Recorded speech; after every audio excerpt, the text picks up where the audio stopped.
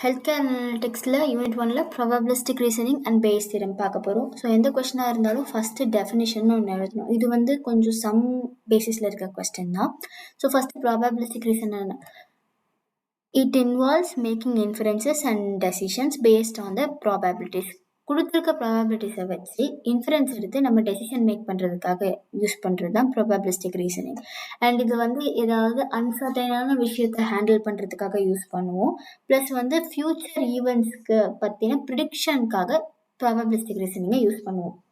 So probabilistic reasoning இதில் இந்த probabilistic ரீசனிங்கில் ப்ராபபிலிட்டி ஆஃப் ஹைப்போதசிஸை அப்டேட் பண்ணுறதுக்கான ஒரு வேவை ப்ரொவைட் பண்ணுறது தான் பேஸ் தியரம். பேஸ் தியரம்க்கான மேஜர் ஃபார்முலா இதுதான்.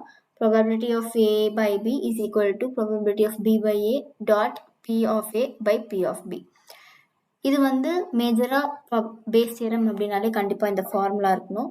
இதில் வந்து பி ஏ பை பி வந்து போஸ்டீரியர் ப்ராபபிலிட்டி, பி பை ஏ வந்து லைக்லிஹுட், எவ்வளோ நடக்கிறதுக்கான சான்சஸ் இருக்குங்கிற லைக்லிஹுட், பி ஆஃப் ஏ வந்து ப்ரியாராக என்ன ப்ராபபிலிட்டி இருக்குங்கிற ப்ராபபிலிட்டி, பி ஆஃப் பி வந்து மார்ஜினல் ப்ராபபிலிட்டி, அதாவது என்டையராக பார்க்குறப்ப மார்ஜினலாக எவ்வளோ இருக்குது அப்படின்னு ஐடென்டிஃபை பண்ணுறதுக்காக. இது வந்து நம்ம பேசிக்காக ஒரு எக்ஸ்பிளனேஷன் இன்ட்ரோ மாதிரி இந்த கொஸ்டினுக்கு.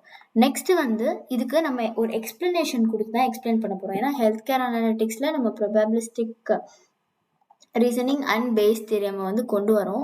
ஸோ அதை வந்து எப்படி யூஸ் பண்ணுறோங்கிறதுக்காக நம்ம ஒரு எக்ஸாம்பிள் எடுத்துக்கிறோம். ஃபர்ஸ்ட் அந்த எக்ஸாம்பிளுக்கு ஒரு இல்லுஸ்ட்ரேஷன். நம்மக்கிட்ட வந்து இப்போ வந்து நம்ம ஒரு டாக்டராக மாறிட போகிறோம் இந்த கேஸில். ஸோ நம்மக்கிட்ட வந்து ஒரு 55-year-old பேஷண்ட் வராங்க. அவங்க வந்து செஸ்ட் பெயின் அப்படின்னு சொல்லி வராங்க.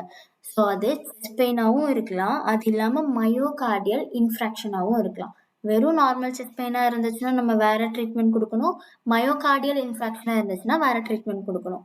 ஸோ நம்மளோட கோல் இப்போ அல்டிமேட்டாக செஸ்ட் பெயினில் வந்திருக்கவங்களுக்கு வெறும் செஸ்ட் பெயின் மட்டும் இருக்கா, இல்லை மயோகார்டியல் இன்ஃப்ராக்ஷனும் இருக்கா அப்படின்னு சொல்லி ஐடென்டிஃபை பண்ணி அதுக்கு ட்ரீட்மெண்ட் கொடுக்குறது. இது எப்படி கண்டுபிடிக்கிறது அப்படின்னா நம்ம கன்சிடரேஷன் 2 வச்சுருக்கோம். ஃபஸ்ட்டு வந்து ப்ரெசன்ஸ் ஆஃப் செஸ்ட் பெயின்னு, செகண்ட் வந்து ப்ரெசன்ஸ் ஆஃப் மயோகார்டியல் இன்ஃப்ராக்ஷன். அதை வந்து நம்ம எம்ஐ அப்படின்னு சொல்லிக்கலாம். ஸோ செஸ்ட் பெயின் இருக்குன்னு பேஷண்ட்டே சொல்லிட்டாங்க, அப்போ வந்து presence of chest pain positive. Myocardial infarction MI இருக்கா இல்லையா அப்படிங்கிறத நம்ம கண்டுபிடிக்கணும். அதனால இப்போ கண்டுபிடிக்கிறதுக்காக ஆஸ் ஆஃப் நவ் நம்ம அஸ்யூம் பண்ணிக்கிறோம் நம்மளோட கிளினிக்கில் வந்து 55 ஏஜில் ஒரு 400 பேஷண்ட்ஸ் வந்து இந்த மாதிரி மயோகார்டியல் இன்ஃப்ராக்ஷன் இருக்கா இல்லையா, செஸ்ட் பெயின் இருக்கா இல்லையா அந்த கேட்டகரிக்குள்ளே வருவாங்க அப்படின்னு சொல்லிட்டு. ஸோ நம்மளா அஸ்யூம் பண்ணிக்கிற ஒரு ப்ரீ டெஸ்ட் ப்ராபபிலிட்டி வந்து 5%. ப்ளஸ் நம்மளா அஸ்யூம் பண்ணிக்கிற true positive false negative values தான் வந்து 15, 100, 5 to 80. ஸோ இந்த ட்ரூ பாசிட்டிவ் ஃபால்ஸ் நெகட்டிவ்லாம் சொல்கிறீங்களே அப்படிலாம் என்ன அப்படின்னு கேட்டால், ஃபஸ்ட்டு ட்ரூ பாசிட்டிவ்னா என்னென்னா ஒரு பேஷண்ட்டுக்கு ஹார்ட் அட்டாக் இருக்குது அப்படின்னு சொல்லி ஐடென்டிஃபை பண்ணும் நம்மளோட டெஸ்ட். அந்த பேஷண்ட்டுக்கு நிஜமாவே ஹார்ட் அட்டாக் இருக்கும், இது வந்து ட்ரூ பாசிட்டிவ்.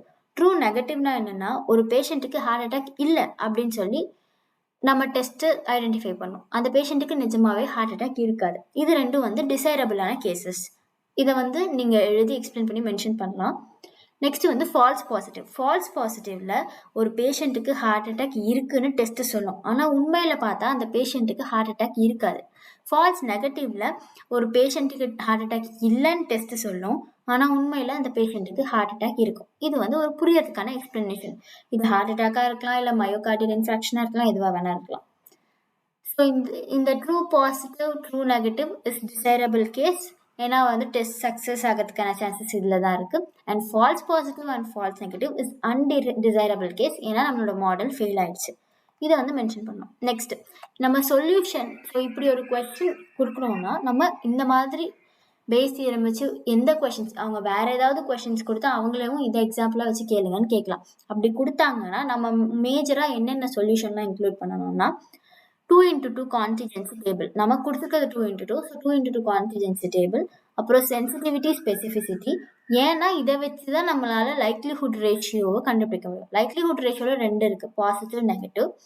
அதை வச்சு தான் போஸ்ட் டெஸ்ட் ப்ராபபிலிட்டியை கண்டுபிடிக்க முடியும். இது வந்து சொல்யூஷன் லிஸ்ட். ஸோ ஃபர்ஸ்ட் வந்து 2x2 கான்டிஜென்சி டேபிளுக்கு போயிடலாம். கான்டிஜென்சி டேபிளில் செஸ்ட் பெயின் இருக்குது, செஸ்ட் பெயின் இல்லை, மயோகார்டியல் இன்ஃப்ராக்ஷன் இருக்குது, மயோகார்டியல் இன்ஃப்ராக்ஷன் இல்லை. ஸோ நம்ம அதுக்கேற்ற மாதிரி நம்மளா தான் அஸ்யூம் பண்ணிக்கிட்டோம் வேல்யூ. நம்மளோட true positive false negative false positive true negative வேல்யூஸை ஃபில் பண்ணிக்கிறோம். ஃபில் பண்ணதுக்கப்புறம் அப்படியே விட்டுட்டோம்னா மார்க் போயிடும். கான்டிஜென்சி டேபிளில் டோட்டல் ரெண்டுத்துக்கும் ஆட் பண்ணி கண்டுபிடிக்கணும். So horizontal total vertical total ரெண்டும் பண்ணால் 400 வரணும். நம்ம ஃபஸ்ட்டே வந்து அஷ்யூம் பண்ணியிருப்போம் நமக்கு வந்து இந்த ஏஜ் குரூப்பில் இந்த மாதிரி இருக்கிறவங்க வந்து 400 பீப்புள் வந்திருப்பாங்க. ஸோ அந்த பீப்புள் கரெக்டாக வரணும். Next sensitivity specificity. சென்சிட்டிவிட்டி எப்படி கண்டுபிடிக்கணும்னா ட்ரூ பாசிட்டிவ் டிவைடட் பை, நான் வந்து டெக்னிக்கலாக எப்படி இருக்கும் அதே மாதிரி சொல்லலை, எப்படி ஈஸியாக ஞாபகம் வச்சுக்க முடியுமோ அப்படி சொல்கிறேன். So true positive divided by மேலே என்ன கொடுத்தோம் ட்ரூ பாசிட்டிவ் அப்படியே கீழே போட்டுக்கணும். ப்ளஸ் இங்கே என்ன கொடுத்துருக்கோமோ அதோட எக்ஸாக்ட் ஆப்போசிட்டை இங்கே போடணும். ஸோ ட்ரூனா ஃபால்ஸ், பாசிட்டிவ்னா நெகட்டிவ். அதுக்கான வேல்யூஸ் நம்ம டேபிள்லேயே இருக்கும். அந்த வேல்யூஸை கொண்டு வந்து சப்ஸ்டியூட் பண்ணி சால்வ் பண்ணால் நமக்கு ஒரு வேல்யூ கிடைக்கும். இது வந்து சென்சிட்டிவிட்டியோட வேல்யூ. Next specificity. ஸ்பெசிஃபிசிட்டி அப்படின்னு வரும்போது ட்ரூ நெகட்டிவ் எடுத்துப்போம். ஸோ ட்ரூ நெகட்டிவ் சென்சிட்டிவிட்டிக்கு சொன்ன மாதிரியே தான், டெக்னிக்கலாக கிடையாது, பட் ஞாபகம் வச்சுக்கிறதுக்காக டிவைடட் பை மேலே இருக்கிறத அப்படியே போடணும், ப்ளஸ் மேலே இருக்கிறதுக்கு எக்ஸாக்ட் ஆப்போசிட் போடணும். ஸோ ட்ரூனா ஃபால்ஸ், நெகட்டிவ்னா பாசிட்டிவ். இந்த வேல்யூஸை கால்குலேட் பண்ணால் ஒரு ஃபைனல் ஆன்சர் கிடைக்கும். இது வந்து சென்சிட்டிவிட்டி அண்ட் ஸ்பெசிஃபிசிட்டி. நெக்ஸ்ட் வந்து நம்ம லைக்லிஹுட் கண்டுபிடிக்க போகிறோம். லைக்லிஹுட்ல 2 இருக்குது, positive likelihood, negative likelihood. Positive லைக்லிஹுட்டை கண்டுபிடிக்கணும்னா sensitivity divided by 1 minus specificity. So sensitivity நம்ம ஃபஸ்ட்டே மேலே கண்டுபிடிச்சிருப்போம், என்னது 0.75. 0.75 டிவைடட் பை 1 மைனஸ் ஸ்பெசிஃபிசிட்டியும் மேலேயே கண்டுபிடிச்சிருப்போம், 0.7368. 0.7368 இது சால்வ் பண்ணும்போது அப்ராக்சிமேட்டாக ஒரு ஆன்சர் கிடைக்கும். இப்போ லைக்லிஹுட் ரேஷியோ நெகட்டிவ் கண்டுபிடிக்க போகிறோம். இதோட formula 1 minus sensitivity by specificity. Already கண்டுபிடிச்ச மாதிரி 2 வேல்யூஸும் சப்ஸ்டியூட் பண்ணி சால்வ் பண்ணால் ஆன்சர் வரும். இது வந்து அப்ராக்சிமேட்டான ஆன்சர்.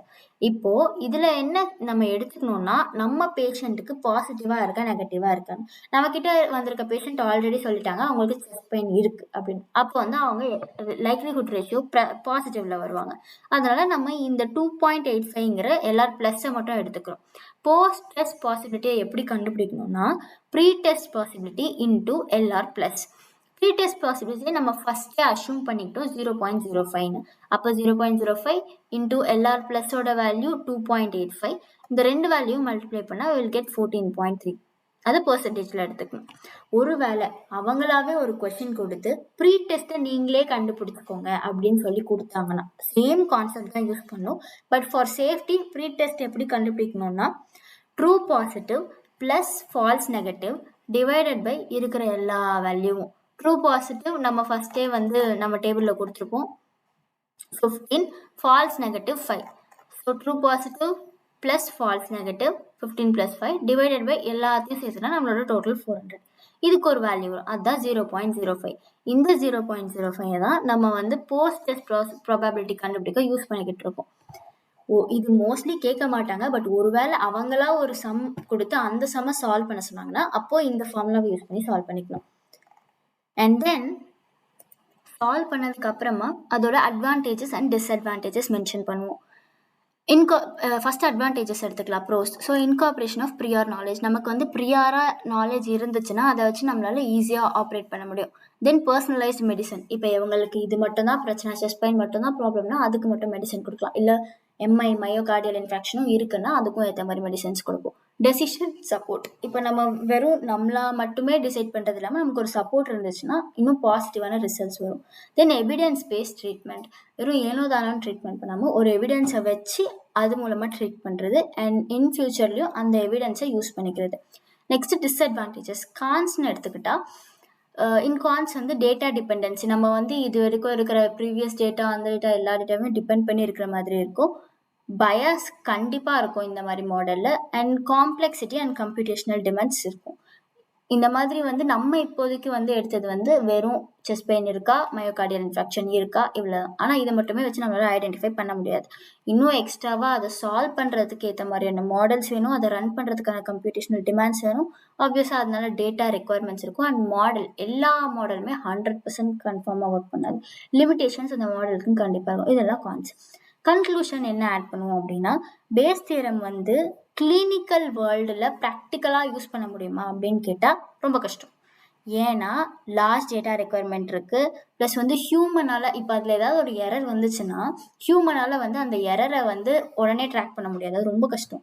தேர்ட் ஒன் வந்து மாடல் வந்து இப்போதைக்கு 2 காம்பினேஷனை வச்சு ட்ரை பண்ணியிருந்தோம், ஒர்க் ஆச்சு. ஆனால் ஏகப்பட்ட காம்பினேஷன்ஸ் இருக்கும், எல்லா காம்பினேஷனுக்கும் ஒர்க் ஆகுமா அப்படின்னு பார்த்தா டவுட் தான்.